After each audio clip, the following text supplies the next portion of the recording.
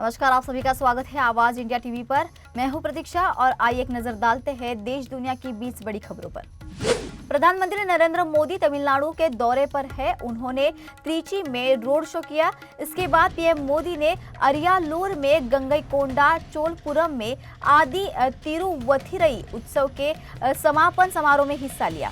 ये उत्सव राजा राजेंद्र चोल प्रथम की जयंती और उनके ऐतिहासिक समुद्री अभियान के 1000 वर्ष पूरे होने के उपलक्ष्य में आयोजित किया था। हरिद्वार के मनसा देवी मंदिर में रविवार को भगदड़ मच गई, जिसमें 6 श्रद्धालुओं की मौत हो गई और कई लोग घायल हो चुके हैं। मंदिर में भीड़ बहुत अधिक जुट गई थी, जिससे भगदड़ की स्थिति उत्पन्न हुई। उत्तराखंड के मुख्यमंत्री पुष्कर सिंह धामी ने मनसा देवी मंदिर में हुई भगदड़ में जान गंवाने वालों के परिजनों को 2-2 लाख रुपए और घायलों को 50-50 हजार रुपए की सहायता राशि देने की घोषणा की है। राष्ट्रपति द्रौपदी मुर्मू और प्रधानमंत्री नरेंद्र मोदी ने मनसा देवी मंदिर में हुई भगदड़ पर शोक जताया। राष्ट्रपति मुर्मू ने शोक संतप्त परिजनों के प्रति गहरी संवेदना व्यक्त की है और घायलों के जल्द स्वस्थ होने की प्रार्थना की है। प्रधानमंत्री मोदी ने भगदड़ में लोगों की मौत पर गहरा दुख व्यक्त किया है। केंद्रीय उड्डयन मंत्रालय ने एयर इंडिया को चेतावनी देते हुए 2 अहम सुझाव दिए हैं। सरकार ने एयरलाइंस से कहा है कि सभी विभागों में जिम्मेदारी लोग अपनी भूमिका निभाएं और दूसरों को बलि का बकरा बनाने से बचें।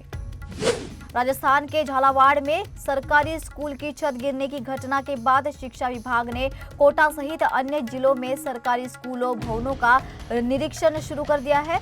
निरीक्षण में नयापुर इलाके में स्थित एक बालिका विद्यालय के निरीक्षण में एक कमरे की छत का प्लास्टर गिरा मिला।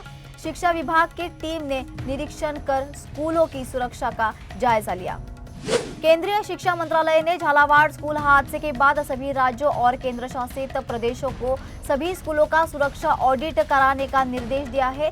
मंत्रालय ने आपातकालीन स्थिति से निपटने के लिए कर्मचारी और छात्रों को प्रशिक्षण देने की भी बात की है। बिहार के मुख्यमंत्री नीतीश कुमार ने राज्य में सफाई कर्मचारियों के लिए बिहार राज्य सफाई कर्मचारी आयोग का गठन करने की घोषणा की है। इस आयोग के माध्यम से सफाई कर्मचारियों के अधिकारों, हितों की सुरक्षा, कल्याण, पुनर्वास और सामाजिक उत्थान को सुनिश्चित किया जाएगा।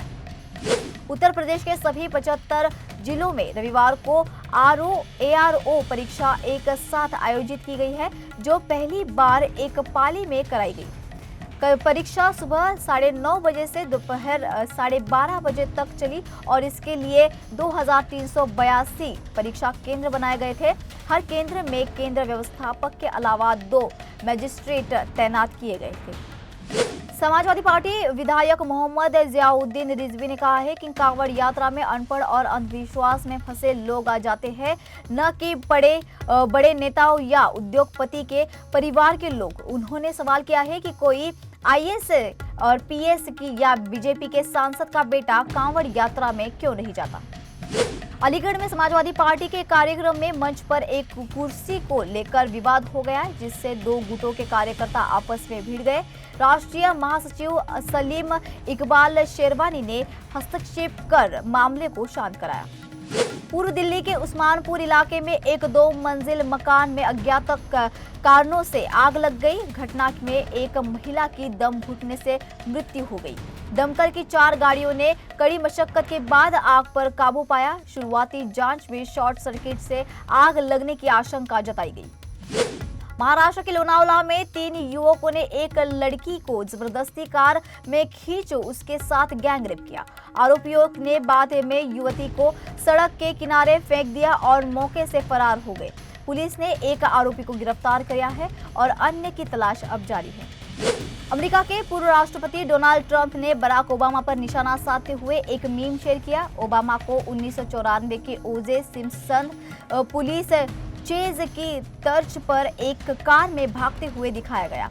इस तस्वीर में ट्रंप पुलिस कार में ओबामा का पीछा कर रहे हैं। उपराष्ट्रपति JD वेंस ने भी तस्वीर को रिपोस्ट किया है। अमेरिका राष्ट्रपति डोनाल्ड ट्रंप ने कमला हैरिस पर 2024 के चुनाव अभियान के दौरान पैसे देकर सेलिब्रिटीज का समर्थन हासिल करने का आरोप लगाया था। ट्रंप ने कहा है कि कमला हैरिस ने कानून तोड़ा है और उन पर मुकदमा चलना चाहिए। सैयारा फेम एक्ट्रेस अनीत पड्डा एयरपोर्ट पर पेपराजी के सामने शर्माती हुई नजर आई। पेपराजी के कहने पर उन्होंने थोड़ी देर के लिए अपना मास्क हटाया और फोटो खिंचवाई। अनीत ने कहा है कि मुझे थोड़ी शर्म आ रही है। विजय देवरकोंडा की आने वाली फिल्म किंगडम का हिंदी में नाम साम्राज्य रखा गया, जिसका ऑफिशियल हिंदी ट्रेलर रिलीज हो चुका है। ट्रेलर में विजय कई सारे खतरनाक एक्शन करते नजर आ रहे हैं। एशिया कप 2025 के शेड्यूल का ऐलान हो गया है। टूर्नामेंट 9 से 28 सितंबर के बीच यूएई में खेला जाएगा। भारत अपना पहला मैच 10 सितंबर को यूएई के खिलाफ खेलेगा और 14 सितंबर को पाकिस्तान से भिड़ेगा। पूर्व भारतीय क्रिकेटर कपिल देव ने कहा है कि भारतीय टेस्ट कप्तान शुभमन गिल को समय देना चाहिए ताकि वे नेतृत्व में परिपक्व हो सके।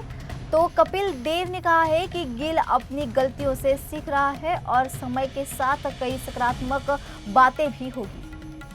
भारतीय ऑलराउंडर नीतीश कुमार रेड्डी की मुश्किलें बढ़ गई है। उनके पूर्व एजेंट ने उनके खिलाफ एक याचिका दायर कर 5 करोड़ रुपए से ज्यादा की बकाया राशि की मांग की है। नीतीश और उनकी पूर्व प्लेयर एजेंसी के बीच अनुबंध टूट गए थे, जिसके बाद उन्होंने दूसरे एजेंट के साथ अनुबंध किया। मामले की सुनवाई दिल्ली उच्च न्यायालय में 28 जुलाई को होने की उम्मीद है। तो ये थी आज की देश दुनिया की 20 बड़ी खबरें। ऐसी ही खबरों के लिए देखना ना भूलिए आवाज इंडिया टीवी।